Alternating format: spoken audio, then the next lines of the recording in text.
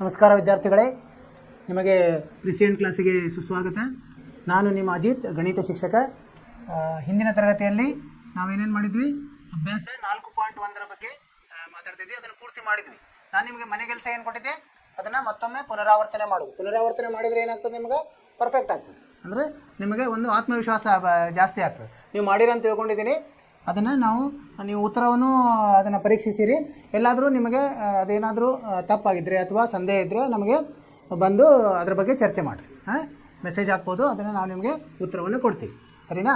So ಇಲ್ಲಿ ಪ್ರಿಸಿಡೆಂಟ್ ಕ್ಲಾಸಸ್ಸಲ್ಲಿ ನಿಮಗೆ ಕೇವಲ ವಾರ್ಷಿಕ ಪರೀಕ್ಷೆ ಅಂಕಗಳ ಉದ್ದೇಶ ಅಲ್ಲ. ನಮ್ಮದೇನು ಉದ್ದೇಶ, ನಿಮ್ಮದು ಜ್ಞಾನ ಅಭಿವೃದ್ಧಿ ಮತ್ತು ಮೂಲ ಜ್ಞಾನವನ್ನು ವೃದ್ಧಿಸೋದು. ಸೊ ಅದರ ಬಗ್ಗೆ ನಾವು ಇಲ್ಲಿ ಜಾಸ್ತಿ ಗಮನ ವಹಿಸ್ತೀವಿ. ಮತ್ತು ಈಗ ಇಲ್ಲಿ ನಿಮ್ಮ ಭಾಷೆಯಲ್ಲೇ ನಾವು ಹೇಳೋದ್ರಿಂದ ನಿಮಗೆ ಇನ್ನೇನು ತಿಳ್ಕೊಳ್ಳಿಕ್ಕೆ ಸರಳ ಆಗ್ತದೆ. ಹೌದಿಲ್ಲ? ನೀವೂ ಅಷ್ಟೇ ಪ್ರಯತ್ನ ಮಾಡಬೇಕು. ನಿಮ್ಮದು ಪ್ರಯತ್ನವೂ ನಮ್ಮ ಪ್ರಯತ್ನಕ್ಕಿಂತ ಜಾಸ್ತಿ ಇರಬೇಕು ನಿಮ್ಗೆ. ಅಂದ್ರೆ ನಮಗೇನಾಗ್ತದೆ, ಒಳ್ಳೆಯ ಫಲಿತಾಂಶ ಸಿಗ್ತದೆ. ಸರಿನಾ? ಸೊ ಇದರಿಂದ ನಾವು ಮುಂದ್ಗಡೆ ಹೋಗೋಣಂತೆ. ಇದು 1ನೇ ಮುಖ್ಯ ಪ್ರಶ್ನೆ, 2ನೇ ಮುಖ್ಯ ಪ್ರಶ್ನೆ ಆಗಿದೆ. ಸೊ ಇದೆಲ್ಲ ನಿಮಗೆ ಅರ್ಥ ಆಗಿದೆ ಅಂತ ತಿಳ್ಕೊಂಡಿದ್ದೀನಿ. ಸೊ ಈಗ ಮುಂದಿನದ ವಿಷಯ ಏನಂದರೆ, ಅಪವರ್ತನ ವಿಧಾನದಿಂದ ಒಂದು ವರ್ಗ ಸಮೀಕರಣವನ್ನು ಬಿಡಿಸುವುದು. ನಮಗೆ ಗೊತ್ತದೆ 9ನೇ ತರಗತಿಯಲ್ಲಿ ನಮಗೆ ಏನಾಯಿತು, ವರ್ಗ ಸಮೀಕರಣಗಳ ಅಪವರ್ತನ ಹೆಂಗೆ ಕಂಡುಹಿಡಿಯೋದಂತ 2-3 ಇದರಲ್ಲಿ ವಿಧಾನದಲ್ಲಿ ನಾವು ಮಾಡಿದ್ವಿ ಅದನ್ನು. ಸೊ ಇಲ್ಲೇನು ಮಧ್ಯದ ಪದವನ್ನು ಬಿಡಿಸೋದು, ಅಥವಾ ಇಲ್ಲಿ ಇನ್ನೊಂದೇ, ಆಮೇಲೆ ಅದಕ್ಕೆ ಸೂತ್ರದ ಆಧಾರದಿಂದನೂ ನಾವು ಅದನ್ನು ಮೂಲಗಳನ್ನು ಕಂಡುಹಿಡಿಯೋದು. ಇಲ್ಲಿ ಅದನ್ನು ಇಲ್ಲಿ ಉಪಯೋಗ ತಗೊಂಡಂಥದ್ದನ್ನು ಏನಂತ ಹೇಳ್ತಾರೆ, ಇಲ್ಲಿ ಅಪವರ್ತನ ವಿಧಾನದಿಂದ ಒಂದು ವರ್ಗ ಸಮೀಕರಣವನ್ನು ಬಿಡಿಸುವುದು. 2x² - 3x + 1 = 0 ಎಂಬ ವರ್ಗ ಸಮೀಕರಣವನ್ನು ತಗೊಳ್ಳಿ. ಇದೊಂದು ಉದಾಹರಣೆ. ಈ ಸಮೀಕರಣ ಎಡಭಾಗದಲ್ಲಿ ಎಕ್ಸ್ಗೆ 1 ಆದೇಶ. ಅಂದರೆ ನಾವು ಏನು ಮಾಡ್ಬೇಕು, ಈಗ ಅದನ್ನು px ಅಂತ, ಅಂದರೆ ಅದು ಬಹುಪದೋಕ್ತಿ ಅಂತ ತಿಳ್ಕೊಂಡು ಎಕ್ಸ್ ಇದ್ದಲ್ಲಿ ಒಂದನ್ನು ನಾವು ಆದೇಶಿಸಬೇಕು. ಅವಾಗ ಏನು ಬರ್ತದೆ, ಸಮೀಕರಣದ ಬೆಲೆ 0 ಬರ್ತದೆ. ಅಂದರೆ ಯಾವ ಬೆಲೆಗೆ ಆ ಸಮೀಕರಣ ಸಮವಾಗ್ತದೋ 0ಗೆ, ಅದೇ ಅದರ ಮೂಲ ಅಂತ ನಾವು ತಿಳ್ಕೊಬೇಕು. ಸಮೀಕರಣದ ಬಲಭಾಗ ವರ್ಗ ಸಮೀಕರಣದ ಒಂದು ಮೂಲ 1 ಆಗಿದೆ. ಯಾಕಾಯಿತು, ನಾವು ಎಕ್ಸಲ್ಲಿ 1 ಆದೇಶಿಸಿದಾಗ ಅದರ ಪೂರ್ತಿ ಬಹುಪದೋಕ್ತಿಯನ್ನು ನಾವು ಸರಳವಾಗಿ ಬಿಡಿಸಿದಾಗ ಅದು 0ಗೆ ಸಮ ಆಯಿತು. ಯಾವುದು 0ಗೆ ಸಮ ಆಗ್ತದಲ್ಲ ಅದೇ ಅದರ ಮೂಲ ಅಂತ ಅರ್ಥ. ಮುಂದೋಗೋಣಂತೆ. ಹಾಗಂದರೆ ಬಹುಪದೋಕ್ತಿ 2x² - 3x ಸಂಕಲನ 1ರ ಶೂನ್ಯತೆಯು 1 ಎಂದು ಅರ್ಥ. ಅದರ ಶೂನ್ಯತೆಯೂ ನಾವು ನಾವು ಅಭ್ಯಾಸ ಮಾಡೀವಿ. ಅಂದರೆ ಯಾವ ಬೆಲೆಗೆ ಅದು ಶೂನ್ಯ ಉತ್ತರ ಬರ್ತದಲ್ಲ ಅದೇ ಅದರ ಶೂನ್ಯತೆ ಅಂತ. ಸೊ ಇದು ಶೂನ್ಯತೆಯೂ ಹೌದು, ಮೂಲನೂ ಹೌದು ಅಂತ ಒಂದು. ಸಾಮಾನ್ಯವಾಗಿ ax² ಸಂಕಲನ bx ಸಂಕಲನ c = 0. a 0ಗೆ ಸಮವಲ್ಲ. ವರ್ಗ ಸಮೀಕರಣದಲ್ಲಿ ಒಂದು ವಾಸ್ತವ ಸಂಖ್ಯೆ ಅಲ್ಫಾಗೆ a² ಅಂದರೆ ಎಕ್ಸ್ ಇದ್ದಲ್ಲಿ ಅಲ್ಫಾನ ಆದೇಶಿಸೋಣ. a² + βα + c = 0 ಆದರೆ ಆಗ ಅಲ್ಫಾವನ್ನು ಆ ವರ್ಗ ಸಮೀಕರಣದ ಒಂದು ಮೂಲ ಎನ್ನುತ್ತಾರೆ. ಈಗ ಯಾವ ಬೆಲೆ, ಈಗ ನಾವು ಏನು ಮಾಡಿದ್ವಿ, ಸಾಮಾನ್ಯ ಒಂದು ಇದು ಹೇಳಿಕೆಯನ್ನು ಕೊಡ್ತಾ ಇದ್ದೀವಿ. ಏನು, ಅಲ್ಫಾವನ್ನು ಆ ವರ್ಗ ಸಮೀಕರಣದ ಒಂದು ಮೂಲ ಅಂತೀವಿ. ಯಾವಾಗ ಅಂತೀವಿ, ಆ ಅಲ್ಫಾ ಬೆಲೆಗೆ ಎಕ್ಸಲ್ಲಿ ಅಲ್ಫಾ ಬೆಲೆಯನ್ನು ಆದೇಶಿಸಿದಾಗ ಅದು ಸಮೀಕರಣ ಬೆಲೆ ಶೂನ್ಯ ಆತಂದರೆ ಎಕ್ಸ್ ಸಮ ಅಲ್ಫಾ ಎಂಬುದು ವರ್ಗ ಸಮೀಕರಣದ ಒಂದು ಪರಿಹಾರ. ಮೂಲ ಅಂದರೂ ಒಂದೇ, ಪರಿಹಾರ ಅಂದರೂ ಒಂದೇ, ಶೂನ್ಯತೆ ಅಂದರೂ ಒಂದೇ. ಅಥವಾ ಅಲ್ಫಾ ಇದು ವರ್ಗ ಸಮೀಕರಣವನ್ನು ಸರಿದೂಗಿಸುತ್ತವೆ ಎಂದು ನಾವು ಹೇಳುತ್ತೇವೆ. ax² + bx + c ವರ್ಗ ಬಹುಪದೋಕ್ತಿಯ ಶೂನ್ಯತೆಗಳು ಮತ್ತು ax² + bx + c = 0 ವರ್ಗ ಸಮೀಕರಣದ ಮೂಲಗಳು ಒಂದೇ ಆಗಿರುತ್ತದೆ ಎಂಬುದನ್ನು ಗಮನಿಸಿ. ನೋಡಿ, ಶೂನ್ಯತೆ ಅಂದರೂ ಒಂದೇ, ಅಂದರೆ ಅದು ಬಹುಪದೋಕ್ತಿಗೆ ನಾವೇನಂತೀವಿ, ಶೂನ್ಯತೆ ಅಂತೀವಿ. ಯಾವಾಗ ಸಮೀಕರಣ ಬರ್ತದಲ್ಲ ಅದಕ್ಕೆ ನಾವೇನಂತೀವಿ, ಮೂಲಗಳು ಅಂತ ಹೇಳ್ತೀವಿ. ಎರಡೂ ಒಂದೇ. ಇದನ್ನು ನಾವು ಮನಸ್ಸಿನಲ್ಲಿ ಇಟ್ಕೊಡ್ರಿ. ಇದು ಅರ್ಥ ಆಯ್ತಲ್ಲ ನಿಮಗೆ? ಸೊ ಇದರಿಂದ ಮುಂದೋಗೋಣಂತೆ. ಒಂದು ವರ್ಗ ಬಹುಪದೋಕ್ತಿಯ ಗರಿಷ್ಠ 2 ಶೂನ್ಯತೆಗಳನ್ನು ಹೊಂದಿರೋದು. ಇದನ್ನು ನಾವು ಕಲ್ತೀವಿ. ಯಾಕಂದರೆ ಎಕ್ಸ್ದ ಇದೇನಿರ್ತದೆ, ಮಹತ್ತಮ ಘಾತ ಅಂದರೆ ಡಿಗ್ರಿ 2 ಇರ್ತದೆ ವರ್ಗ ಬಹುಪದೋಕ್ತಿ. ಹೀಗಾಗಿ ಅದರ ಗರಿಷ್ಠ ಶೂನ್ಯತೆಗಳು 2 ಇರ್ತದೆ. ಗರಿಷ್ಠ, ಕನಿಷ್ಠ ಎಷ್ಟಿರ್ಬೋದು, 0 ಇರ್ಬೋದು, 1 ಇರ್ಬೋದು. ಹೊಂದಿರಲು ಸಾಧ್ಯ ಎಂಬುದನ್ನು ನೀವು ಅಧ್ಯಾಯ 2ರಲ್ಲಿ ತಿಳಿದ್ವಿ. ನಾವು ಬಹುಪದೋಕ್ತಿ ಪಾಠದಲ್ಲಿ ಇದನ್ನೆಲ್ಲ ಕಲ್ತೀವಿ ನಾವು. ಆದ್ದರಿಂದ ಯಾವುದೇ ವರ್ಗ ಸಮೀಕರಣವು ಗರಿಷ್ಠ 2 ಮೂಲಗಳನ್ನು ಹೊಂದಿರುತ್ತದೆ. ಅಂದರೆ ಎಷ್ಟಾದಂಗೆ ಆಯ್ತಪ್ಪ, ಇದು ವರ್ಗ ಸಮೀಕರಣದ ಗರಿಷ್ಠ ಮೂಲ 2. Yes, good. ವರ್ಗ ಬಹುಪದೋಕ್ತಿಗಳನ್ನು ಅವುಗಳ ಮಧ್ಯಪದವನ್ನು ವಿಭಜಿಸುವ ವಿಧಾನದಿಂದ ಹೇಗೆ ಅಪವರ್ತಿಸಬಹುದು ಎಂಬುದನ್ನು ನಾವು 9ನೇ ತರಗತಿಯಲ್ಲಿ ಕಲ್ತೀವಿ. ಮಧ್ಯವನ್ನು ಹೇಗೆ ನಾವು ಅದನ್ನು ಬಿಡಿಸಿ ಎರಡು ಗುಂಪುಗಳನ್ನಾಗಿ ಮಾಡಿ ಸಾಮಾನ್ಯ ಇರೋದನ್ನು ತಕ್ಕೊಂಡು ಅಲ್ಲಿ ಎರಡು ಅಪವರ್ತನಗಳನ್ನು ಹೆಂಗೆ ಮಾಡೋದು ಅಂತ 9ನೇ ತರಗತಿಯಲ್ಲಿ ಕಲ್ತಿದ್ದೀವಿ. ಅದರ ಉಪಯೋಗವನ್ನು ನಾವು ಇಲ್ಲಿ ತಗೋಬೇಕು. ಅದನ್ನಿಲ್ಲಿ ನಾವು ಉಪಯೋಗಿಸ್ತೀವಿ. ಈಗ ಒಂದು ಉದಾಹರಣೆ ಅದ ನೋಡ್ರಿ, ಉದಾಹರಣೆ ನೋಡೋಣ. ಈಗ ಏನಿದೆ ಉದಾಹರಣೆ 3. ಅಪವರ್ತನ ವಿಧಾನದಿಂದ 2x² - 5x + 3 = 0 ಸಮೀಕರಣದ ಮೂಲಗಳನ್ನು ಕಂಡುಹಿಡಿಯಿರಿ. ಇದನ್ನು ನಾವು ಮಾಡೋಣಂತೀವಿ. ಉದಾಹರಣೆ 3. 3ನೇ ಉದಾಹರಣೆ ಏನಂತಾರೆ ಅವರು? ಒಂದು ಇದು ಕೊಟ್ಟಿದ್ದಾರೆ, ವರ್ಗ ಸಮೀಕರಣ ಏನಂತಿದೆ? 2x² - 5x + 3 = 0. ಈಗ ಏನಂದ್ರೆ ಇದನ್ನ ಮಧ್ಯಪದವನ್ನು ಬಿಡಿಸುವುದರ ಮೂಲಕ ನಾವು ಇದನ್ನು ಅಪವರ್ತನ ಮಾಡೋದು. ಮಧ್ಯಪದವನ್ನು ಹೆಂಗೆ ಬಿಡಿಸೋದು ನಾವು? ಇದು ಏದು ಸಹಗುಣಕ ಮತ್ತು ಸ್ಥಿರಾಂಕ ಸಿ ಎರಡನ್ನು ಗುಣಿಸಿದಾಗ ಎಷ್ಟು ಬರ್ತದಲ್ಲ, ಇಲ್ಲಿ ಎಷ್ಟು ಬರ್ತದೆ? 2 × 3 6 ಬರ್ತದೆ. ಆಮೇಲೆ ಕೂಡಿಸಿದ್ರೆ ಎಷ್ಟು ಬರಬೇಕು? -5 ಬರಬೇಕು ಕೂಡಿಸಿದರೆ. ಅಂಥ ಎರಡು ನಾವು ಅಂಕೆಗಳನ್ನು ಹುಡುಕಬೇಕು. ಯಾವ್ಯಾವ ಹುಡ್ಕೊಂಡಂತ ಈಗ ನೋಡಿ, ಇದನ್ನು ಹೆಂಗೆ ಮಾಡ್ಬೋದು? -2 - 3 ಮಾಡ್ಬೋದು. ಇದನ್ನು ಗುಣಿಸಿದ್ರೂ ಏನು ಬರುತ್ತೆ? ಇಲ್ಲಿ -2 - 3 ಗುಣಿಸಿದ್ರೂ ಏನು ಬರ್ತದೆ? 6 ಬರ್ತದೆ. ಸೊ ಇವೆರಡನ್ನು ಉಪಯೋಗಿಸಿ ನಾವು ಮಧ್ಯಪದವನ್ನು ಬಿಡಿಸೋಣ, ಅದನ್ನು ವಿಭಾಗ ಮಾಡೋದು. ಇದನ್ನು ಹೆಂಗೆ ಬರೀಬೋದು ನಾವು? 2x² - 2x - 3x + 3 = 0. ಈಗ ಎರಡು ಗುಂಪುಗಳನ್ನು ಮಾಡೋದು. ಇವುಗಳಲ್ಲಿ ಏನು ಸಾಮಾನ್ಯ ಇದೆ ಅಂತ ನೋಡೋಣ. ಏನು ಸಾಮಾನ್ಯ ಇದೆ ಇವುಗಳಲ್ಲಿ? 2x ಸಾಮಾನ್ಯ ಬರ್ತದೆ. 2x ಸಾಮಾನ್ಯ. ಒಳಗೆ ಏನು ಉಳಿತು? 2x² 2x ನಿಂದ ಭಾಗಿಸಿದಾಗ ಏನು ಬರ್ತದೆ? x ಉಳಿತದೆ. ಇಲ್ಲಿ x ಮೈನಸ್ ಇದು 1 ಬರ್ತದೆ. ಇಲ್ಲಿ ಏನು ತೊಗೊಳ್ಳೋದ? ಏನೂ ಇಲ್ಲ ಅಂದರೆ 1 ತೊಗೊಳ್ಳೋದು. ಇಲ್ಲಿ ಋಣ ಇದ್ದಾಗ ಋಣ 1 ತೊಗೊಳ್ಳೋಣ ಅಂದರೆ ಒಳಗಡೆ ಏನು ಉಳಿತದೆ? ಇಲ್ಲ, ಇಲ್ಲಿ 3 ಬರ್ತದೆ. ಋಣ 3 ತೊಗೊಂಡಾಗ ಏನು ಉಳಿತದೆ? ಇಲ್ಲಿ ಋಣ 3x ಋಣ 3 ಭಾಗಿಸಿದಾಗ x ಉಳಿತದೆ. ಇಲ್ಲಿ ಧನ 3ಕ್ಕೆ ಋಣ 3 ಭಾಗಿಸಿದಾಗ ಋಣ 1 ಉಳಿತದೆ. ಏನಂದರೆ ನಾವೇನು ತಿಳ್ಕೊಬೇಕಂದ್ರೆ ಇದು ಒಂದೇ ಆಗ್ಬೇಕು. ನಾವು ಆ ಥರ ನಾವು ಗುಂಪುಗಳನ್ನು ಮಾಡಿ ಸಾಮಾನ್ಯಗಳನ್ನು ತೆಗಿಬೇಕು. ಈಗ ಇವೆರಡರಲ್ಲಿ ಇದು 2 ಆಯ್ತಲ್ಲ ಪದ. ಸೊ ಏನು ಸಾಮಾನ್ಯ? x - 1 ಏನು ಸಾಮಾನ್ಯ. ಉಳಿತದೇನು? 2x - 3 ಆಯಿತು.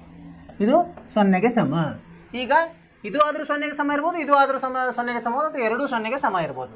ಅದಕ್ಕೇನು ಬರೀಬೇಕು ನಾವು? x - 1 0ಗೆ ಸಮ, ಅಥವಾ 2x - 3 0ಗೆ ಸಮ. ಇಲ್ಲಿ x ಏನು ಬರ್ತದೆ? 1 ಬರ್ತದೆ. ಅಥವಾ x ಏನಾಗುತ್ತೆ? 3 ಬಲಗಡೆ ಹೋಗಿ 2 ಭಾಗಾಕಾರ ಆಗ್ತದೆ. 1 ಅಥವಾ 3 2 ಇದು ಇದರ ಮೂಲಗಳು. ನೋಡೋಣ ಇಲ್ಲಿ ಅವ್ರದ್ದೇನು ಬಂದಿದೆ ಅಂತ. ಅದೇ ಬಂದಿದೆ ನೋಡಿ.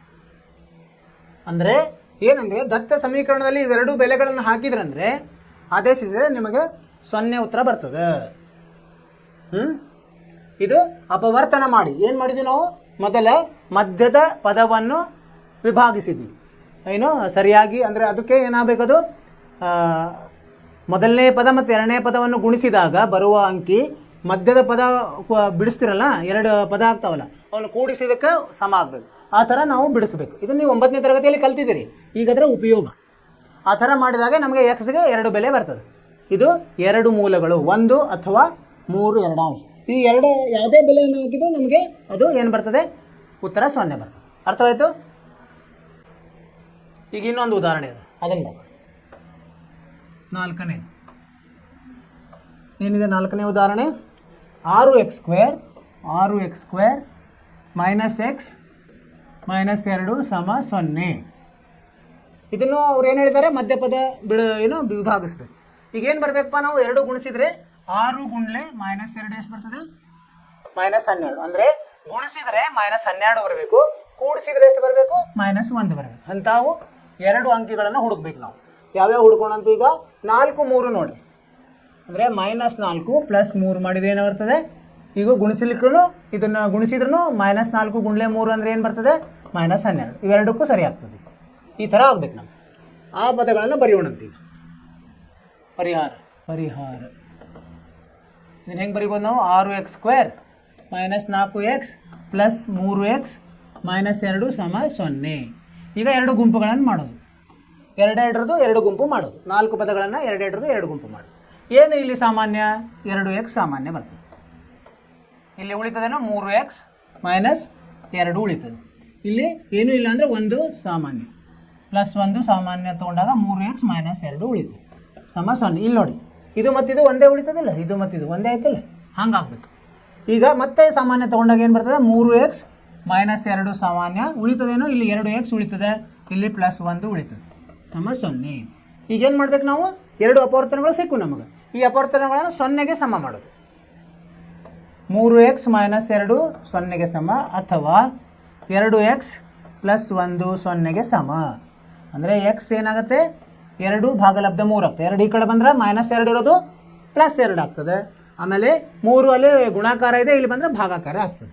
ಇಲ್ಲಿ ಏನಾಗ್ತದೆ, ಎಕ್ಸ್ ಇದು 1 ಈ ಕಡೆ ಬಂದರೆ ಏನಾಗ್ತದೆ, ಮೈನಸ್ 1 ಆಗ್ತದೆ, ಭಾಗಲಬ್ಧ 2. ಅಂದರೆ ಇವೆರಡು ಮೂಲಗಳು, ಇವೆರಡು ಉತ್ತರ. ಅರ್ಥ ಆಯ್ತಾ? ಸರಳವಾಗಿದೆ. ಏನಂದರೆ ನಮ್ಮದು ಇಲ್ಲಿ ಜಾಣತನ ಏನದಂದರೆ ಮಧ್ಯಪದವನ್ನು ಬಿಡಿಸುವ ಜಾಣತನ. ಅದನ್ನು ಕಡಿಮೆ ಸಮಯದಲ್ಲಿ ಸರಿಯಾಗಿ ಮಾಡಬೇಕು, ಅಂದರೆ ನಮಗೇನು ಸಮಸ್ಯೆ ಇಲ್ಲ. ಅದು ಏನು ಹೆಂಗೆ ಬರ್ತದೆ ನಿಮಗೆ, ರೂಢಿ ಮಾಡ್ತಾ ಹೋಗ್ಬೇಕು. ಅಂದರೆ ಜಾಸ್ತಿ ಲೆಕ್ಕಗಳನ್ನು ನಾವು ಮಾಡಬೇಕು, ಮಾಡಿದಾಗ ಇದು ಸರಳವಾಗಿ ಅನ್ನಿಸ್ತೀವಿ. ನಾವು ಯಾವಾಗ ಮಾಡಿದರೆ ಅದು ನಮಗೆ ಕಠಿಣ ಅನ್ನಿಸ್ತೀವಿ. ಸರಿನಾ? ಉತ್ತರ ನೋಡಂತೆ ಏನಿದೆ, 2 3 ಮತ್ತು ಇಲ್ಲಿ ನೋಡಿ 2 3 ಮತ್ತು ಮೈನಸ್ ಅಂದರೆ ಋಣ 1 2.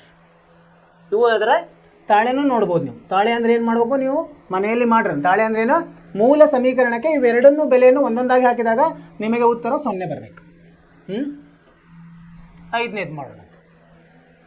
5ನೇದು ಏನಂತ ಕೊಟ್ಟಿದ್ದಾರೆ ಅವರು, 5ನೇದು 3x² ಮೈನಸ್ 2 ವರ್ಗಮೂಲ 6x ಪ್ಲಸ್ 2 ಸಮ 0. ಈಗ ಮಧ್ಯದ ಪದವನ್ನು ಬಿಡಿಸ್ಬೇಕು ನಾವು. ಮಧ್ಯದ ಪದ ಏನಿದೆ ಈಗ, ಮೈನಸ್ 2 ವರ್ಗಮೂಲ 6 ಅಂದರೆ ಕೂಡಿಸಿದರೆ ಎಷ್ಟು ಬರಬೇಕು ನಿಮ್ಗೆ, ಗುಣಿಸಿದರೆ ಎಷ್ಟು ಬರಬೇಕು, 3 ಗುಣಲೆ 6. ಗುಣಾಕಾರ ಮಾಡಿದರೆ 3 ಗುಣಲೆ 6 ಅಂದರೆ ಎಷ್ಟು, 6 ಬರಬೇಕು.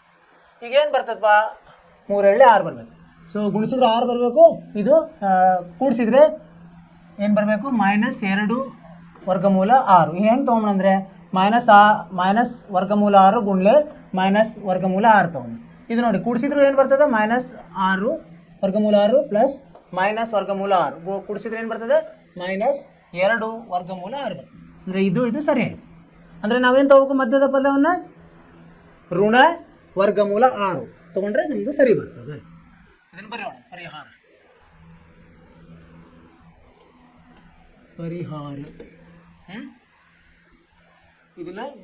ಇದನ್ನು ಬಿಡಿಸೋಣ ಪದವನ್ನು.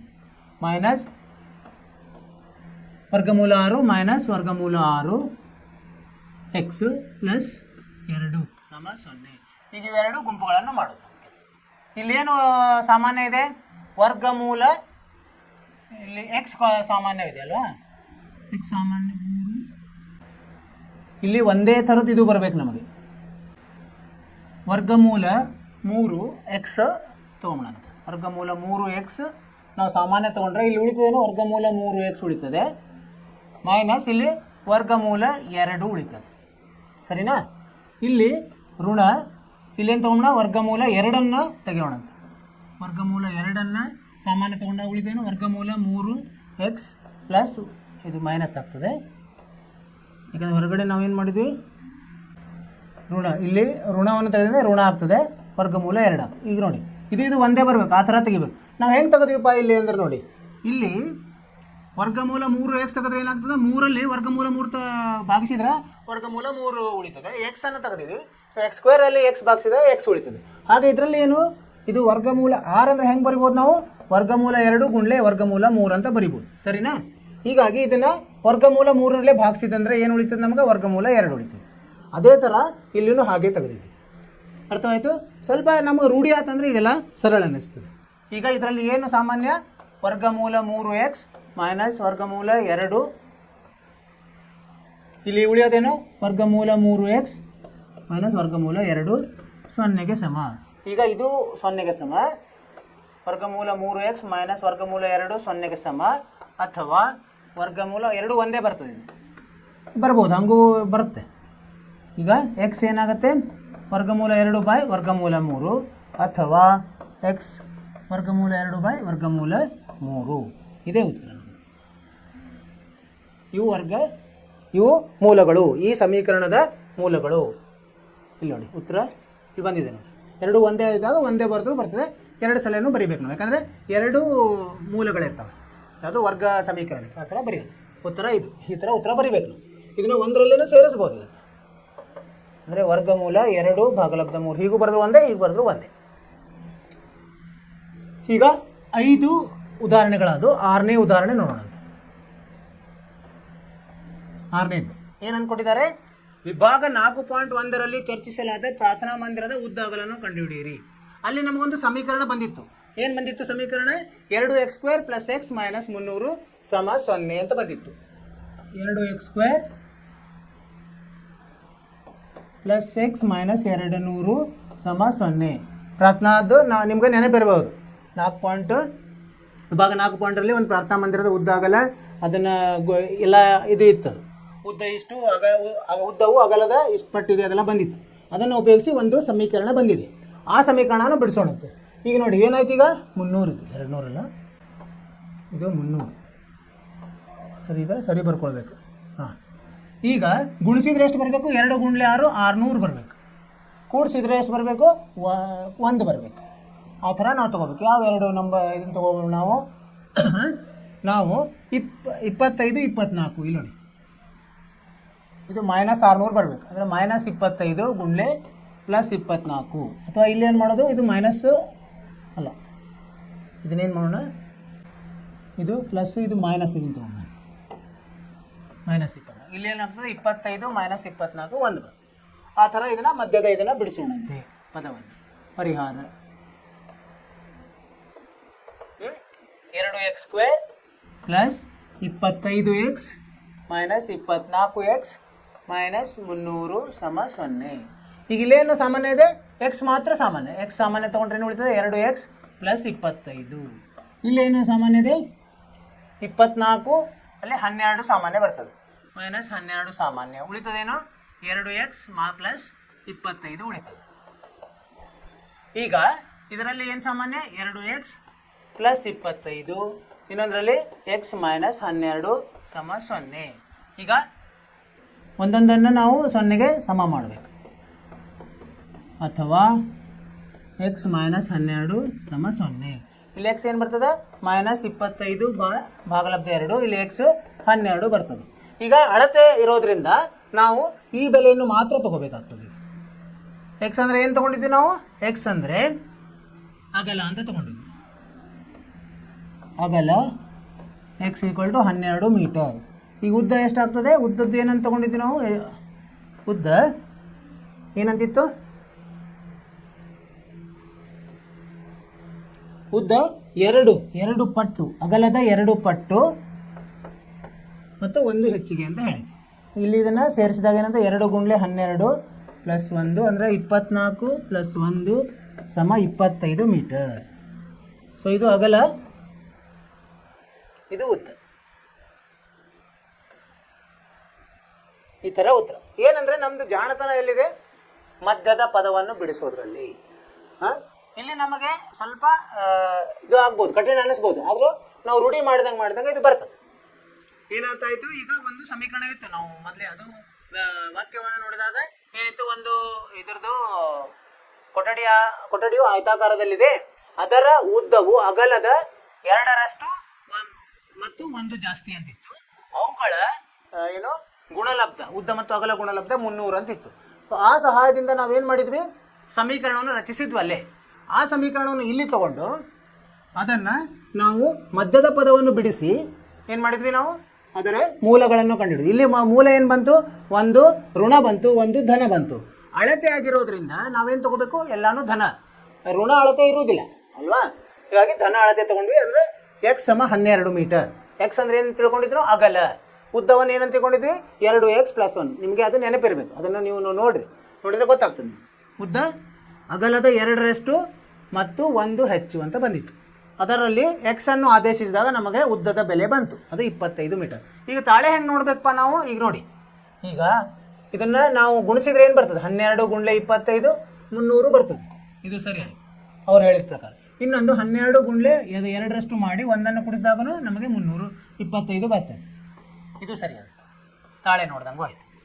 ಅರ್ಥವಾಯಿತು ವಿದ್ಯಾರ್ಥಿಗಳೇ? ಈ ಉದಾಹರಣೆಗಳು ಪುಸ್ತಕದಲ್ಲಿದೆ. ಅದನ್ನು ನೀವು ಪುನರಾವರ್ತನೆ ಮಾಡಿ ನೋಡ್ರಿ, ಭಾಳ ಸಲ ನೋಡ್ರಿ, ಬಿಡಿಸ್ರಿ. ಅಲ್ಲಿ ಎಲ್ಲ ಹಂತಗಳನ್ನು ಸರಿಯಾಗಿ ಪರಿಶೀಲಿಸಿರಿ. ಸೊ ನಿಮಗೇನಾದರೂ ಇದಿದ್ದರೆ ಸಮಸ್ಯೆ ಅನಿಸಿದರೆ ಮತ್ತೆ ನಮಗೆ ಕೇಳಿ. ಈಗ 6 ಉದಾಹರಣೆ 6 ಆಯಿತು. ಈಗ ಅಭ್ಯಾಸ 4.2ಕ್ಕೆ ಹೋಗಬೇಕು. ಅದಕ್ಕಿಂತ ಮೊದಲು ಒಂದು ದೃಶ್ಯ ಮಾಧ್ಯಮ ಇದೆ, ಅದನ್ನು ನೋಡೋಣ ಬಿಡಿಸೋದ್ರಲ್ಲಿ. ಇದು ವರ್ಗ ಸಮೀಕರಣ ಬಗ್ಗೆ ನಾವು ಇದನ್ನು ಯಾವ ಥರ ಇರ್ತದೆ ಅಂತ. ಎಕ್ಸ್ ಚರಾಕ್ಷರದಲ್ಲಿ ಇದು ಮೂಲ ರೂಪ.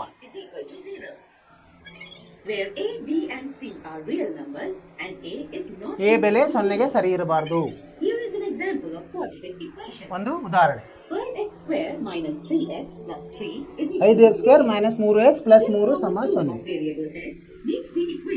0. ಎಕ್ಸ್ ದ ಮಹತ್ತರ ಘಾತ 2 ಇದೆ, ಅದಕ್ಕೆ ಅದು ವರ್ಗ ಸಮೀಕರಣ ಇರಲೇಬೇಕು. x² ಇರಬೇಕು. ಈ ಥರನೂ ಬರೆದಿರಿದ್ರೂ ಏನೂ ಪರವಾಗಿಲ್ಲ, ಬೇರೆ ರೂಪದಲ್ಲಿ. ಏನು ಮಾಡಬೇಕು? ಎಡಗಡೆ ಇರೋದನ್ನೆಲ್ಲ ಬಲಗಡೆ ಇರೋದನ್ನೆಲ್ಲ ಎಡಗಡೆಗೆ ತಂದುಬಿಡ್ಬೇಕು. ಇದು ಅದರ ಆದರ್ಶ ರೂಪದಲ್ಲಿ ತಗೊಂಡ್ಬರ್ಬೇಕು. ಇವು ಏನು ಸಹಗುಣಕಗಳು. ಇಲ್ಲಿಂದ A 1 ಇದೆ, B -3, C 1. ಈ ಥರನೂ ಇರ್ಬೋದು ಭಾಗಲಬ್ಧ ರೂಪದಲ್ಲಿ. ಇದನ್ನು ಸರಳ ಮಾಡಬೇಕು. ಲಸ ತಗೊಂಡು ಇಲ್ಲಿ ಬಂತು ನೋಡಿ, ಆದರ್ಶ ರೂಪದಲ್ಲಿ ಬರ್ತದೆ. ಇಲ್ಲಿಯೂ ಸಹಗುಣಕಗಳು ಸಿಗ್ತಾವೆ ನಮಗೆ, A B C ಬೆಲೆ.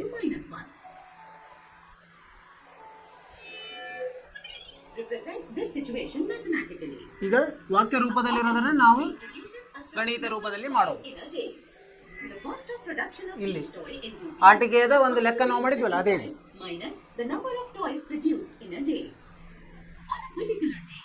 ಒಂದು ದಿವಸದ ಒಂದು ಆಟಿಕೆಯ ಉತ್ಪಾದನಾ ವೆಚ್ಚ 55 ಋಣ ಅವತ್ತು ಎಷ್ಟು ತಯಾರಾಗಿದೆಯೋ ಅಷ್ಟು ಇರ್ತದೆ. ಅಂದರೆ ನಾವು ಎಕ್ಸ್ ಅಂತ ತೊಗೊಂಡಿವಿ, ತಯಾರಾಗುವ ನಂಬರ್. ಈ ಥರ ನಾವು ಅದಕ್ಕೆ ಚರಾಕ್ಷರ ಕೊಟ್ಟು ನಾವು ಸಮೀಕರಣಗಳನ್ನು ಮಾಡಬೇಕಾಗ್ತದೆ. ನೋಡಿ ಇಲ್ಲೇನು ಒಂದು ದಿವಸದಲ್ಲಿ ತಯಾರಾಗೋದು ಆಟಿಕೆಗಳು ಎಕ್ಸ್ ಇರಲಿ ಅಂತ ತಿಳ್ಕೊಬೇಕು. ಸೊ ಹೀಗಾಗಿ ಅದರ ಒಂದು ಆಟಿಕೆಯ ಎಷ್ಟಾಗ್ತದೆ ಬೆಲೆ? 55 ಋಣ ಎಕ್ಸ್ ಆಗ್ತದೆ ಅವ್ರು ಹೇಳಿದ ಪ್ರಕಾರ. ಇವನ್ನೆರಡು ಗುಣಿಸಿದಾಗ ಏನು ಬರ್ತದೆ? 750 ಅಂತ ಅದು ಅವ್ರು ಹೇಳಿದ್ದಾರೆ. ಒಂದು ದಿವಸದ ಉತ್ಪಾದನಾ ವೆಚ್ಚ, ಒಂದು ದಿವಸದ ಆಟಿಕೆಗಳು ಮತ್ತು ಒಂದರ ಉತ್ಪಾದನಾ ವೆಚ್ಚ. ಇದನ್ನು ನಾವು ಸರಳ ಮಾಡಿದಾಗ ಏನು ಬಂತು? ಒಂದು ಈ ಥರ ಸಮೀಕರಣ ಬಂತು. ಅದೇ ನಮಗೆ ವರ್ಗ ಸಮೀಕರಣ ರೂಪದಲ್ಲಿ ಬಂತು.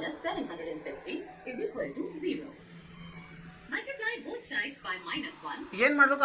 ಯಾವಾಗಲೂ x² ಇರುತ್ತಲ್ಲ ಅದನ್ನ ನಾವು ಘನ ರೂಪದಲ್ಲಿ ಇರಲಿಕ್ಕೆ ನೋಡಬೇಕು. ಸರಳ ಆಗ್ತದೆ ಬಿಡಿಸ್ಲಿಕ್ಕೆ, ಈ ಸರಳವಾದ. ಈಗ ಆಯ್ತು ನೋಡಿ, ಆದರ್ಶ ರೂಪದಲ್ಲಿ ಬಂದಿದ್ದು ಅಂದ್ರೆ ಇದು ವರ್ಗ ಸಮೀಕರಣವಾಯಿತು. ಇದನ್ನು ಬಿಡಿಸೋದ್ರ ಬಗ್ಗೆ ಮುಂದಿನ ಇದರಲ್ಲಿ ನೋಡೋಣ. ಈಗ ಅದನ್ನು ಹೇಗೆ ಬಿಡಿಸೋದಂತ ನೋಡೋಣ. ಏನು ಹೇಳಿ?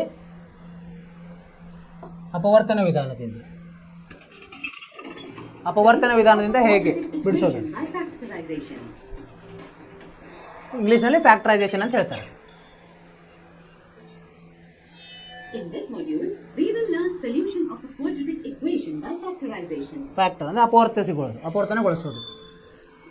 In general, a real number alpha ವಾಸ್ತವ ಸಂಖ್ಯೆ holds the root of the quadratic equation ax² + bx + c = 0, where a is alpha ಅಂತ ಅಲ್ಲಿ ನಾವು ಹೇಳಿದ್ವಲ್ಲ, ಅದೇ ಯಾವಾಗಿರುತ್ತೆ? ಅಲ್ಫಾದನ್ನು ನೀವು ಅದರಲ್ಲಿ ಎಕ್ಸ್ ಅಲ್ಲಿ ಹಾಕಿದಾಗ ಆ ಬೆಲೆ 0 ಆಯ್ತಂದ್ರೆ ಅದು ಅಲ್ಫಾ ಮೂಲ ಅಂತ. alpha is a solution of the quadratic equation. Solution ಅಂದ್ರೆ ಮೂಲ. The quadratic equation. ಎಕ್ಸ್ ನ ಬೆಲೆ. Always remember that the zeros of the quadratic polynomial ax² + bx + c and the roots of the quadratic equation ax ಎರಡು ಒಂದೇ. ಬಹುಪದೋಕ್ತಿಯ ಶೂನ್ಯತೆಗಳು ಮತ್ತು ವರ್ಗ ಸಮೀಕರಣದ ಮೂಲಗಳು ಒಂದೇ ಇರ್ತದೆ. We also know that a quadratic polynomial can have at most 2 zeros. ವರ್ಗ ಬಹುಪದೋಕ್ತಿಯ ಶೂನ್ಯತೆಗಳು 2 ಇರ್ತದೆ, ಇದು ಗೊತ್ತಿದೆ. ಮತ್ತು ವರ್ಗ ಸಮೀಕರಣದ ಮೂಲಗಳು 2 ಇರ್ತವೆ, ಯಾಕಂದ್ರೆ ಅದು ಮಾತ್ರ ಘಾತ 2 ಆಗಿದೆ. The solution of a quadratic equation by factorization using algebraic identities.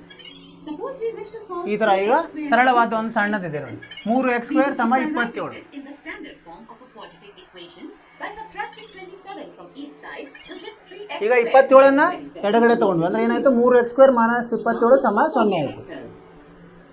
By observation, there is a common factor of 3 in ಏನು ಅದರಲ್ಲಿ ಸಾಮಾನ್ಯ ಇದೆ, 3 ಸಾಮಾನ್ಯ ಇದೆ. extracted and written outside ಉಳಿತದೇನು 3 ಕೌಂಸದಲ್ಲಿ x² minus 9 ಉಳಿತು ಸಮ 0. 3 ಅಂಕರ್ 0ಗೆ ಸಮ ಇಲ್ಲ, ಅದು ಗೊತ್ತು ನಮಗೆ. ಹೀಗಾಗಿ x² ಮೈನಸ್ 9 0ಗೆ ಸಮ ಅಂತ ತಗೊಳ್ಳೋದು. Notice here the difference of two squares which can be factorized as 3 into x square minus 9 is equal to 3 into ಇದನ್ನ ಹೆಂಗೆ ಬಿಡಿಸ್ಬೋದು ನಾವು, a² ಮೈನಸ್ b² ಇದ್ದಂಗೆ. is equal to 9 ಹೆಂಗೆ ಬರಿಬೋದು, 3 ಅಂತ ಬರ್ಕೋಬೋದು ನಾವು. multiplied together. ಅದನ್ನೇ ಐಡೆಂಟಿಟಿ ಯೂಸ್ ಮಾಡ್ಬೇಕು ನಾವು. Then either or both of the quantities must be 0. ಇದನ್ನ ನೆನಪಿಟ್ಕೋಬೇಕು So ನಾವು. either x minus 3 is equal to 0 or x ಅಥವಾ ಈಗ ಏನು ಮಾಡ್ಬೋದು, 3 ಅಂಕರ್ 0ಗೆ ಸಮ ಇರಂಗಿಲ್ಲ, x ಮೈನಸ್ 3 0ಗೆ ಸಮ ಇರ್ಬೋದು, ಅಥವಾ x ಪ್ಲಸ್ 3 0ಗೆ ಸಮ ಇರ್ಬೋದು. are the two solutions. ಹೀಗಾಗಿ x ಸಮ 3 ಅಥವಾ x ಸಮ ಮೈನಸ್ 3 ಇದೇ ನಮ್ಮ Quadratic equation ಅದರ ಮೂಲ. using the middle terms method of factorization. ಪರಿಹಾರ ಅಂದ್ರೂ ಒಂದೇ, ಮೂಲ ಅಂದ್ರೂ ಒಂದೇ. Let us solve x ಇಲ್ಲೊಂದಿದೆ square ನೋಡಿ. minus 5x plus 6 is equal to 0.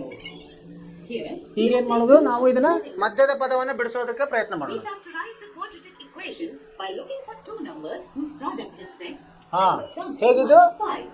ಗುಣಲಬ್ಧ 6 ಇರಬೇಕು, ಕೂಡಿಸಿದ್ರೆ ಮೈನಸ್ 5 ಆಗ್ಬೇಕು. ಆ ತರ ನಾವು ಬಿಡಿಸ್ಕೋಬೇಕು. Plus minus 2 is equal ಎರಡು ಅಂಕೆಗಳ ನಾವು ಈಗ ಸಂಖ್ಯೆಗಳನ್ನ ತಗೊಂಡ್ವಿ, to the two required minus 3 numbers minus 2. minus 3 and minus 2.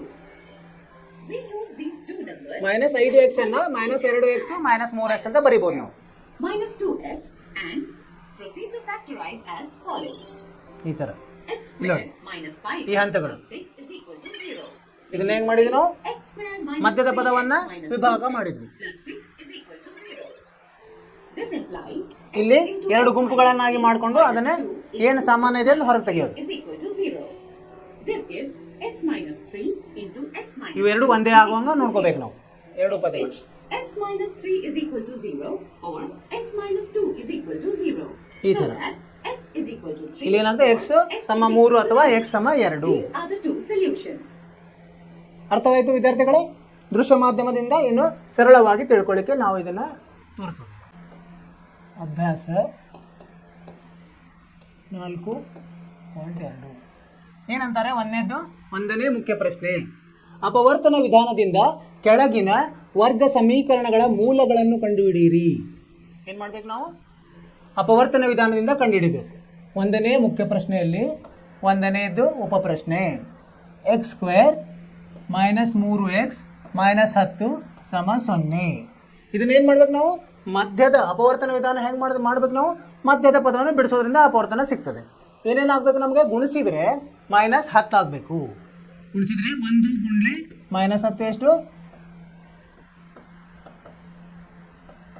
Minus 10 ಬರಬೇಕು. ಕೂಡಿಸಿದ್ರೆ ಎಷ್ಟು ಬರಬೇಕು, ಮೈನಸ್ 3 ಬರಬೇಕು. ಆ ಥರ ಎರಡು ಅಂಕೆಗಳನ್ನು ಹುಡುಕ್ಬೇಕೀಗ. ಯಾವ್ಯಾವ ಮಾಡಿದರೆ ಬರ್ತದೆ ಇದು, ಮೈನಸ್ 5 ಪ್ಲಸ್ 2. ಈಗ ನೋಡಿ, ಇದು ಬಂದರೆ ಮೈನಸ್ 3 ಆಯಿತು, ಮೈನಸ್ 5 ಗುಂಡ್ಲೆ 2 ಎಷ್ಟು ಬರ್ತದೆ, ಮೈನಸ್ 10 ಬರ್ತದೆ. ಸರಿ ಆಗ್ತದೆ. ಈ ಥರ ನಾವು ಮಧ್ಯದ ಪದವನ್ನು ಬಿಡಿಸೋಣಂತೆ, ವಿಭಾಗಿಸೋಣಂತೆ. ಪರಿಹಾರ, ಇದು x² minus 5x plus 2x minus 10 ಸಮ 0. ಈಗ 5x ಅನ್ನು ನಾವು ಧನ ತಗೊಂಡು 2x ಅನ್ನು ಋಣ ತಗೊಂಡ್ರೆ ಏನಾಗ್ತದೆ, ಅವಾಗ ನಮಗೆ ಇಲ್ಲಿ ಮಧ್ಯದ ಪದ ಮೈನಸ್ 3x ಬರಲ್ಲ, ಅವಾಗ ಏನಾಗ್ತದೆ, ಧನ 3x ಬರ್ತದೆ, ತಪ್ಪಾಗ್ತದೆ. ಅದಕ್ಕೆ ನಾವು 5 ದೊಡ್ಡ ಇದಕ್ಕೆ ಪದಕ್ಕೆ ನಾವು ಋಣ ಚಿಹ್ನೆ ಕೊಡಬೇಕಾಗ್ತದೆ. ಇಲ್ಲಿ ಎರಡು ಗುಂಪುಗಳನ್ನು ಮಾಡೋಣ. ಇದರಲ್ಲಿ ಸಾಮಾನ್ಯ ಏನು, x ಸಾಮಾನ್ಯ, x ಮೈನಸ್ 5 ಆಯಿತು. ಇಲ್ಲಿ ಏನು ಸಾಮಾನ್ಯ, 2 ಸಾಮಾನ್ಯ, x ಮೈನಸ್ 5 ಆಯಿತು ಸಮ 0. ಈಗೇನು ಸಾಮಾನ್ಯ ಇದರಲ್ಲಿ, x ಮೈನಸ್ 5 ಸಾಮಾನ್ಯ, ಉಳಿತೇನು x ಪ್ಲಸ್ 2 ಉಳಿತದೆ, 0ಗೆ ಸಮ. ಈಗ ಉತ್ತರ ಏನು ಬರ್ತದೆ, x ಸಮ 5 ಅಥವಾ x ಸಮ ಋಣ 2. ಇವೆರಡನ್ನ ನಾವು 0ಗೆ ಸಮ ಮಾಡಬೇಕಂದ್ರೆ x ಮೈನಸ್ 5 0ಗೆ ಸಮ ಅಥವಾ x ಪ್ಲಸ್ 2 0ಗೆ ಸಮ. ಇದು ಮುಂದಿನ ಇದು ಹಂತ. ಈ ಥರ ಬರೆದ್ರೆ ನಮಗೆ ಉತ್ತರ ಬರ್ತದೆ. ಈಗ ಏನಂತ ಬರೀಬೇಕು ನಾವು, ಇದೇ ಉತ್ತರ. ಇದು x ಬೆಲೆ 5 ಅಥವಾ x ಬೆಲೆ ಮೈನಸ್ 2. ಈಗ ಇದೇನು ಅರ್ಥ ಅಂದರೆ, ಈ 5 ಅಥವಾ ಮೈನಸ್ 2 ಇಲ್ಲಿ ಮೂಲ ಸಮೀಕರಣದಲ್ಲಿ ನೀವು ಏನಾದರೂ ಆದೇಶಿಸಿದ್ರೆ ನಿಮಗೆ ಉತ್ತರ 0 ಬರ್ತದೆ. ತಾಳೆ ನೋಡ್ರಿ ಅಂದರೆ ಅದನ್ನು ಮಾಡು, ತಾಳೆ ನೋಡು ಅಂತ ಹೇಳಿಲ್ಲ ಅವರು. ಹೀಗಾಗಿ ಇದು ಸರಿಯಾಗಿದೆ. ಅಂದರೆ ಏನು ಮಾಡಿದ್ವಿ ನಾವು, ಮಧ್ಯದ ಪದವನ್ನು ವಿಭಾಗಿಸಿದ್ವಿ ಸೂಕ್ತವಾಗಿ. ಸೊ ಅದನ್ನು ಮಾಡಿ 0ಗೆ ಸಮ ಮಾಡಿದಾಗ, ಎರಡು ಅಪವರ್ತನಗಳನ್ನು 0ಗೆ ಸಮ ಮಾಡಿದಾಗ ನಮಗೆ ಎಕ್ಸ್ನ 2 ಬೆಲೆ ಬಂದು ಅವೇ ಇದರ ಮೂಲಗಳು. ಇದು ಉತ್ತರ. ಅರ್ಥವಾಯಿತು ನಿಮಗೆ?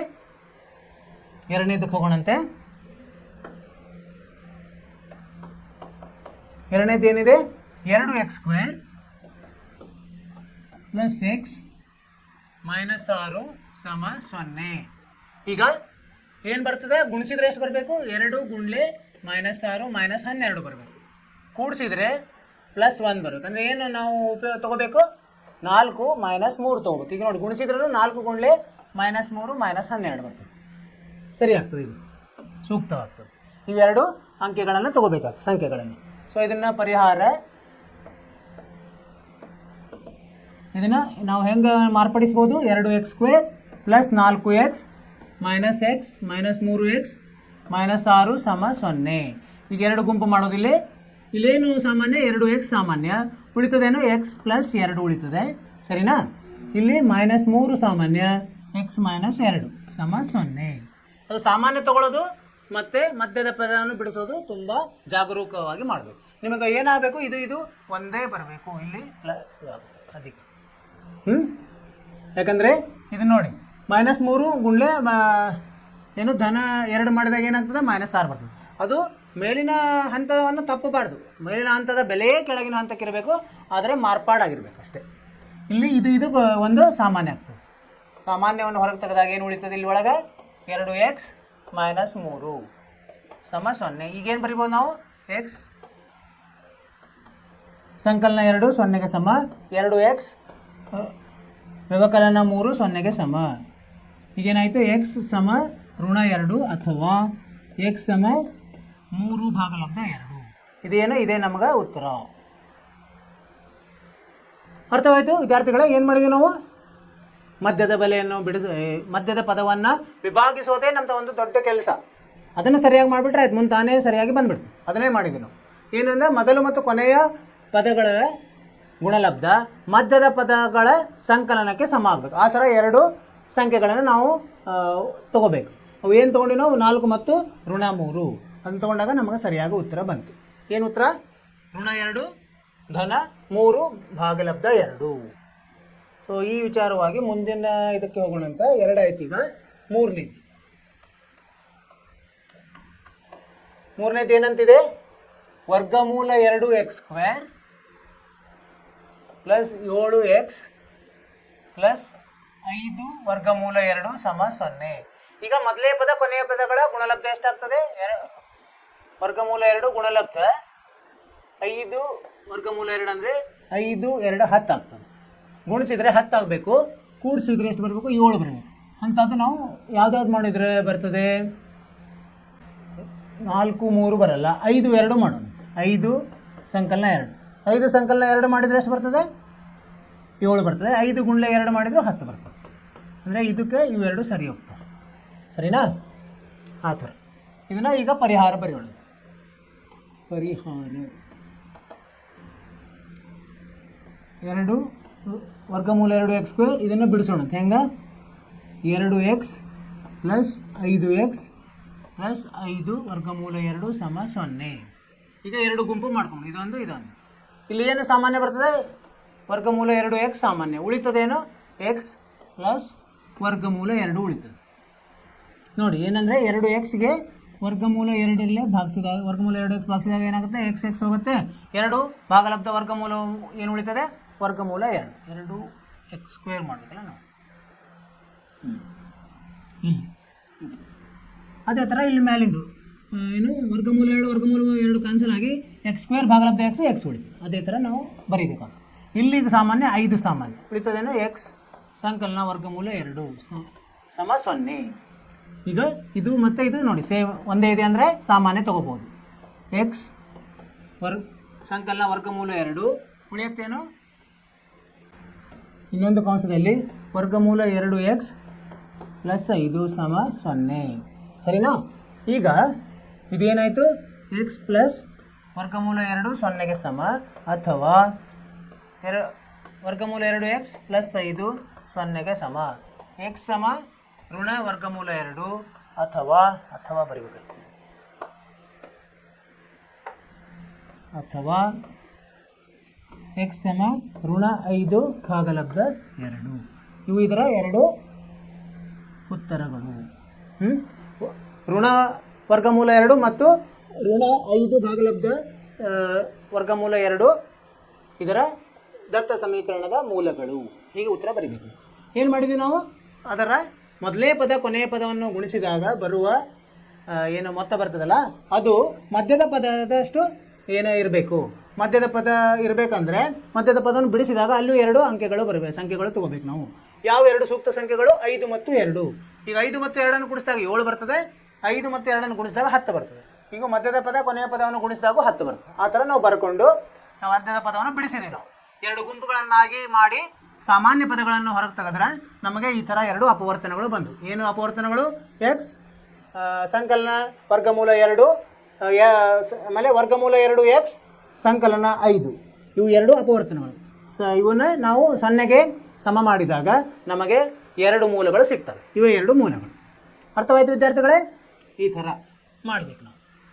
ಮುಂದ್ಗಡೆ ಹೋಗೋಣಂತೆ. 3 ಆಯ್ತು. ಈಗ 4ನೇದು ಏನಿದೆ? 2x² ಮೈನಸ್ x ಅಂದರೆ ಋಣ x ಸಂಕಲನ 1 8 ಸಮ 0. ಈ ಥರ ಕೊಟ್ಟಾಗ ಏನು ಮಾಡ್ಬೇಕು ನಾವು? ಇದನ್ನು ಸರಳ ಮಾಡ್ಕೋಬೇಕು. ನಾವು ಹೇಗೆ ಮಾಡೋದು? 8 ಎಲ್ಲದರನ್ನ 8ರಿಂದ ಗುಣಿಸಿದಾಗ ಏನೋ ಇದಕ್ಕೆ ದತ್ತ 8ರಿಂದ ಗುಣಿಸಿದಾಗ ಏನಾಗ್ತದೆ? ಗುಣಿಸಿದಾಗ 2 8 16x² ಆಗ್ತದೆ. ಇಲ್ಲಿ ಮೈನಸ್ 8x ಪ್ಲಸ್ 1 ಸಮ 0 ಆಗ್ತದೆ. 0 ಗುಂಡ್ಲೆ 8 0ನೇ ಅಲ್ವಾ? ಈಗ ಇದನ್ನು ನಾವು ಏನು ಮಾಡಬೇಕು? ಗುಣಿಸಿದ್ರೆ ಎಷ್ಟು ಬರಬೇಕು? 16 ಗುಂಡ್ಲೆ 1 ಅಂದರೆ 16 ಬರಬೇಕು. ಕೂಡಿಸಿದ್ರೆ -8 ಬರಬೇಕು. ಆ ಥರ ನಾವು 2 ಅಂಕೆಗಳನ್ನ ತೊಗೋಬೇಕು. ಯಾವ್ಯಾವ ತೊಗೊಂಬಂತೆ? -4 -4. ಈಗ ನೋಡಿರಿ, -4 ಗುಂಡ್ಲೆ -4 ಎಷ್ಟು? ಘನ 16. ಸೊ ಇದಕ್ಕೆ ಇದು ಸರಿ ಆಯಿತು, ಇದು ಸರಿ. ಆ ಥರ ಮಧ್ಯದ ಪದವನ್ನು ಬಿಡಿಸೋಣ. ಇದನ್ನು ಬಿಡಿಸಿದಾಗ ಇದು ಪರಿಹಾರ 16x² minus 4x minus 4x ಸಂಕಲನ 1 ಸಮ 0. ಇದರಲ್ಲಿ ಏನು ಸಾಮಾನ್ಯ? 2 ಗುಂಪು ಮಾಡಿದಾಗ ಇದರಲ್ಲಿ 4x ಸಾಮಾನ್ಯ ಉಳಿತದೇನು? 4x minus 1. ಇಲ್ಲಿ ಏನೂ ಇಲ್ಲ ಅಂದರೆ 1 ಸಾಮಾನ್ಯ ತೊಗೋಬೋದು. -1 ತೊಗೊಂಡ್ರೆ ಉಳಿತದೇನು? 4x ಮೈನಸ್ 1 ಸಮ 0. ಇಲ್ಲಿ ಇದು ಸಾಮಾನ್ಯ ಇದೆ, ತೊಗೊಂಬಂಥದ್ದು. 4x ಮೈನಸ್ 1 ಇಲ್ಲಿ ಉಳಿಯೋದು 4x ಮೈನಸ್ 1. ಎರಡು ಒಂದೇ ಇದೆ. ಆದ್ದರಿಂದ 4x ಮೈನಸ್ 1 ಸಮ 0 ಅಥವಾ 4x ಮೈನಸ್ 1 ಸಮ 0. x ಏನಾಗುತ್ತೆ? -1 ಬಲಗಡೆ ಹೋದರೆ ಧನ 1 ಆಯಿತು, ಭಾಗಲಬ್ಧ 4 ಅಥವಾ x ಎರಡು ಒಂದೇ ಬರ್ತದೆ. 2 ಮೂಲಗಳು ಒಂದೇ ಇದೆ ಅಂತ. ಇದೇ ಉತ್ತರ. ಈ ಥರ ಉತ್ತರ ಬರೀಬೇಕು. ಅರ್ಥವಾಯಿತು ವಿದ್ಯಾರ್ಥಿಗಳೇ? ಸರಳವಾಗಿದೆ. ಏನಂದರೆ ಇದು ಒಮ್ಮೊಮ್ಮೆ ಏನು ಕೊಟ್ಟಿರ್ತಾರೆ? ಇದು ಕ್ಲಿಷ್ಟಕರ ಇದರಲ್ಲಿ ಕೊಟ್ಟಿರ್ತಾರೆ ಸಮೀಕರಣವನ್ನು. ಅದನ್ನು ಸರಳ ಮಾಡ್ಕೋಬೇಕು. ಸರಳ ಮಾಡ್ಕೊಳ್ಳೋದು ಇಲ್ಲಿ ಭಾಗಲಬ್ಧ ಕೊಟ್ಟಾಗ ಏನು ಮಾಡಬೇಕು? ಎಲ್ಲದರಲ್ಲಿಯೂ ಲಸ 8 ಆಗ್ತದೆ, ಎಲ್ಲದಕ್ಕೂ ಗುಣಿಸಿಬಿಡು. ಅವಾಗ ಸರಳ ಆಗಿಬಿಡ್ತದೆ ಸಮೀಕರಣ. ಅವಾಗ ಮಧ್ಯದ ಪದವನ್ನು ಬಿಡಿಸಿದಾಗ ನಮಗೆ ಈ ಥರ ಅಪವರ್ತನಗಳು ಬರ್ತವೆ. ಅಪವರ್ತನಗಳನ್ನು 0ಗೆ ಸಮ ಮಾಡಿದಾಗ ನಮಗೆ ಮೂಲಗಳು ಸಿಗ್ತವೆ. ಅರ್ಥವಾಯಿತು? ಮುಂದಿನ ಪ್ರಶ್ನೆಗೆ ಹೋಗೋಣ ಅಂತ. 5ನೇ ಪ್ರಶ್ನೆ. 4 ಆಯ್ತು. ಈಗ 5ನೇ ಪ್ರಶ್ನೆ ಏನಿದೆ? 100x² ಮೈನಸ್ 20x ಪ್ಲಸ್ 1 ಸಮ 0. ಈಗ ನೋಡಿ ವಿದ್ಯಾರ್ಥಿಗಳೇ, ಗುಣಿಸಿದ್ರೆ ಎಷ್ಟು ಬರಬೇಕು? 100 ಗುಂಡ್ಲೆ 1 ಅಂದರೆ 100 ಬರಬೇಕು. ಗುಣಿಸಿದ್ರೆ 2 ಅಂಕೆಗಳು ಗುಣಲಬ್ಧ. ಕೂಡಿಸಿದ್ರೆ ಎಷ್ಟು ಬರಬೇಕು? -20 ಬರಬೇಕು. ಆ ಥರ 2 ಅಂಕೆಗಳು ಯಾವ ತೊಗೊಂಡ್ರೆ ಒಳ್ಳೇದಂತೀರಿ ನೀವು? ಗುಣಿಸಿದ್ರೆ ಧನ 100 ಬರಬೇಕು, ಕೂಡಿಸಿದ್ರೆ ಋಣ 20 ಬರಬೇಕು. ಏನು ತೊಗೊಂಬಂದ್ರೆ ಋಣ 10 ತೊಗೊಂಡು. ಇದು ನೋಡಿ, ಋಣ 10 ಗುಣಿಸಿದ್ರೆ ಋಣ 20 ಬರ್ತದೆ. ಋಣ 10 ಮತ್ತು ಋಣ 10 ಗುಣಿಸಿದ್ರೆ ಧನ 100 ಬರ್ತದೆ. ಈಗ 2 ಗಳನ್ನು ಅದು ಪೂರೈಸಬೇಕು. ಇದನ್ನು ಪರಿಹಾರ ಬರೆಯೋಣ ಅಂತಿಲ್ಲಿ. ಪರಿಹಾರ ಇದನ್ನ ಹೆಂಗೆ ಬಿಡಿಸೋದು ನಾವು? 100x² minus 10x minus 10x plus 1 ಸಮ 0. ಈಗ 2 ಗುಂಪುಗಳನ್ನು ಮಾಡ್ಕೊಂಡಂತೆ ಇಲ್ಲಿ ಏನು ಸಾಮಾನ್ಯ? 10x ಸಾಮಾನ್ಯ ಆಗ್ತದೆ. 10x ಮೈನಸ್ 1 ಇಲ್ಲಿ ಮೈನಸ್ ಏನೂ ಇಲ್ಲ ಅಂದರೆ -1 ಸಾಮಾನ್ಯ ತೊಗೊಂಡು 10x ಮೈನಸ್ 1 ಸಮ 0. ಸಾಮಾನ್ಯ ಇದು ಸಾಮಾನ್ಯ, ಇವೆರಡು ಸಾಮಾನ್ಯ. ಏನು ಉಳಿತದೆ? 10x ಮೈನಸ್ 1, ಇಲ್ಲಿ 10x ಮೈನಸ್ 1 ಸಮ 0. ಇದೇನು ಬರಿಬೋದು ನಾವು? ಅಪವರ್ತನಗಳನ್ನು ನಾವು 0ಗೆ ಸಮ ಮಾಡೋಣ. ಎರಡೂ ಅಪವರ್ತನಗಳು ಇಲ್ಲಿ ಒಂದೇ ಇರೋದ್ರಿಂದ ಒಂದೇ ಉತ್ತರ ಬರ್ತದೆ. x ಸಮ 1/10 ಅಥವಾ x ಸಮ 1/10. ಇದೇ ಅದರ ಉತ್ತರ. ಇದೇ ಉತ್ತರ. ಅರ್ಥವಾಯಿತು ವಿದ್ಯಾರ್ಥಿಗಳೇ? ಈ ಥರ ಅದು ಎಷ್ಟೇ ದೊಡ್ಡದಿರಲಿ ನೀವು ಅದಕ್ಕೆ ಏನು ಹೆದರೋ ಕಾರಣ ಇಲ್ಲ. ಅದನ್ನು ಮಧ್ಯದ ಪದವನ್ನು ಸರಿಯಾಗಿ ಬಿಡಿಸ್ಬಿಟ್ರೆ ಆಯ್ತು ನಮ್ಮ ಕೆಲಸ. ಆ ಥರ ಮಾಡಿದ್ವಿ, ಸರಿಯಾಗಿ ಉತ್ತರ ಬಂತು. ಈಗ ಉತ್ತರವನ್ನು ನೋಡೋಣಂತೆ. ಸರಿ, ನಾವು ಮಾಡಿರೋದೆಲ್ಲ ಸರಿ ಇದೆ ಇಲ್ಲ ಅಂತ. ಅಭ್ಯಾಸ 4.2ರಲ್ಲಿ ನಾವು ಒಂದನೇದ್ದು ಎಷ್ಟು ಬಂದಿದೆ? 5 ಋಣ ಸರಿಯಾಗಿದೆ, ಸರಿ ಇದೆ. ಆಮೇಲೆ ಎರಡನೇದ್ದು ಎಷ್ಟು ಬಂದಿದೆ ನೋಡಿ? ಎರಡನೇದ್ದು ಋಣ 2 3 ಇದು ಸರಿಯಾಗಿದೆ.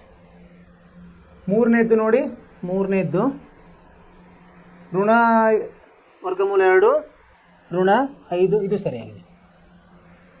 ಆಮೇಲೆ ನಾಲ್ಕನೇದ್ದು 1/10 ಇದು ಸರಿಯಾಗಿದೆ. ಎರಡು ಒಂದೇ ಬಂದಿದೆ, ಸರಿ ಇದೆ. ಆಮೇಲೆ ಐದನೇದ್ದು ಮಾಡಿದ್ವಿ. ಐದನೇದ್ದು ಎಷ್ಟು ಬಂತು? 1/10 1/10 ಸರಿಯಾಗಿದೆ. ಎಲ್ಲ ಪ್ರಶ್ನೆ ಉತ್ತರಗಳು ಸರಿಯಾಗಿದೆ. ನಾವು ಇವತ್ತೇನು ಕಲಿತ್ವಿ? ವರ್ಗ ಮೂಲಗಳನ್ನು ಅಪವರ್ತನ ವಿಧಾನದಿಂದ ಕಂಡುಹಿಡಿಯೋದು ಹೆಂಗೆ.